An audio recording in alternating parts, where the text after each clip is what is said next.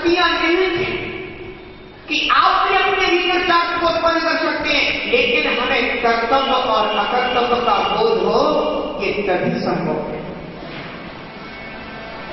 कर्तव्य का अर्थ ये होता है करने योग्य कार्य, अकर्तव्य का अर्थ ये होता है नहीं करने योग्य कार्य। अब आप देख लीजिएगा, आप परिवार में होते हैं, आप परिवार में होते हैं, आपकी मां ने कहा बेटा रात को समय से वापस लौट आना, तुमने कहा आ जाएंगे आ जाएंगे। आप समय से वापस नहीं लौटे, ये कर्तव्य है कि अकर्तव्य है? लेकिन आप अपने बेटों से अवश्य अपेक्षा करेंगे कि बेटे स्कूल से जल्दी वापस लौटो, समय से वापस लौटा। आप अपने बच्चों को स्कूल भेजते हैं, उनसे आपकी अपेक्षा है कि बेटा समय से वापस लौट करके आना। अगर बालक स्कूल से आ गया, भोजन करने के बाद खेलने लगा, आपकी अपेक्षा है बेटा अभी तो थोड़ा अध्ययन और करो।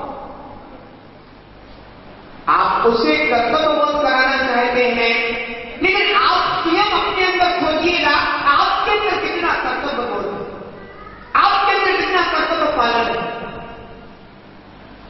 एक परिवार में जितने सदस्य होते हैं, परिवार में प्रत्येक सदस्य की अपनी अपनी भूमिका होती है। जैसे एक साइकिल में जितने भी उपकरण लगे हुए हैं, पुर्जे लगे हुए हैं, उन सबकी अपनी अपनी भूमिका है। अगर उस साइकिल में से एक भी पुर्जा गड़बड़ हो जाए, ब्रेक खराब हो जाए, चैन खराब हो जाए, ट्यूबलाइट खराब हो जाए, रिम खराब हो जाए, कहीं भी कोई एक छर्रा भी अगर आपका विकृत हो जाता है, समझ लीजिएगा कि आपकी साइकिल बेकार है। परिवार में रहने वाले प्रत्येक सदस्य की अपनी अपनी भूमिका है। एक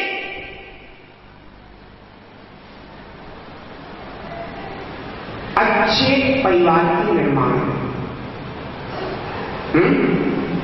लेकिन वह भूमिका तभी संभव है जब आपको कर्तव्य बोध। आप स्वयं कर्तव्य विहीन और सबसे चाहते हैं कि ये कर्तव्य का पालन करें, ध्यान रखना ये कभी संभव ना हो पाए। कर्तव्य विहीन व्यक्ति कर्तव्य पालन की अगर आकांक्षा रखता है, कभी संभव नहीं है कि कर्तव्यवान लोग तुम्हारे लिए उपलब्ध हो जाए। बच्चे माता पिता के चारित्र को देखते हैं। परिवार में बच्चे माता पिता के चारित्र को देखते हैं, माता पिता के आचरण को देखते हैं, माता पिता के क्रियाकलाप को देखते हैं। आप बच्चों से अपेक्षा रखते हो कि बच्चे कर्तव्य का पालन करें, और बच्चे तुमसे अपेक्षा रखते हैं कि तुम भी कर्तव्य का पालन करो। मैं ऐसे बच्चों को भी जानता हूं जिन बच्चों के कारण माता पिता को मंदिर आना पड़ता है, जिन बच्चों के कारण माता पिता को गुरुजनों के पास आना पड़ता है। कई बार बच्चे जिद करते हैं, पापा चलो ना महाराज की बढ़िया भक्ति करने चाहिए, और बच्चे की जिद के कारण पिता मुनिराज के पास आते हैं, गुरु महाराज के पास आते हैं। और कुछ ऐसे भी माता पिता होते हैं, वो कहते हैं बेटा तुम क्या मंदिर जाने के लिए लगाए रहते हो, गुरु महाराज के पास जाने के लिए लगाए रहते हो। आज मैं तुम्हारे लिए एक रेस्टोरेंट देता हूं, चलोगे मेरे साथ? विचार करना। क्या वह पिता कर्तव्यशील है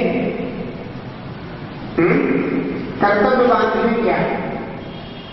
ध्यान रखना, एक अच्छे परिवार की भूमिका में सबसे पहले हमें स्वयं एक कर्तव्यवान बनना होता है।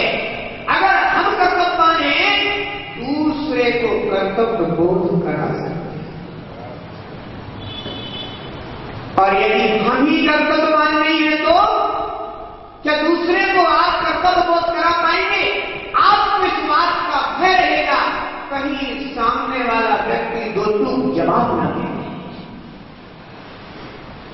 इसलिए इस भय के कारण आप बोलना पड़ेगा। बहुत सारे लोग ऐसे हैं जो इसलिए डूबे रहते हैं क्योंकि वे स्वयं कर्तव्यहीन होते हैं।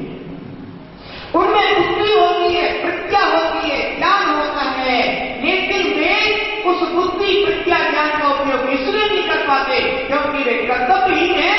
अगर वे कर्तव्यवान होंगे तो ध्यान रखना, दूसरों को कर्तव्य बोध कराने में काम बन जाएंगे। विचार करिएगा, परिवार में कोई आपकी अपेक्षा रखता है, आप समय पर वापस लौटेगा, और यदि आप उस भावना को समझते हैं तो निश्चित रूप से आप समय से लौट आए। एक गाय को देखना, आजकल तो गायों का ऐसा दर्शन गांव में होता है। एक गाय को देखिएगा तो सुबह जाती है, सांझ होते ही है। कितनी संस्कारिक है वो एक गाय, एक पशु, एक जानवर, कितना संस्कारिक है। मुझे लगता है कि मनुष्य से भी ज्यादा संस्कारिक एक जानवर हो जाता है।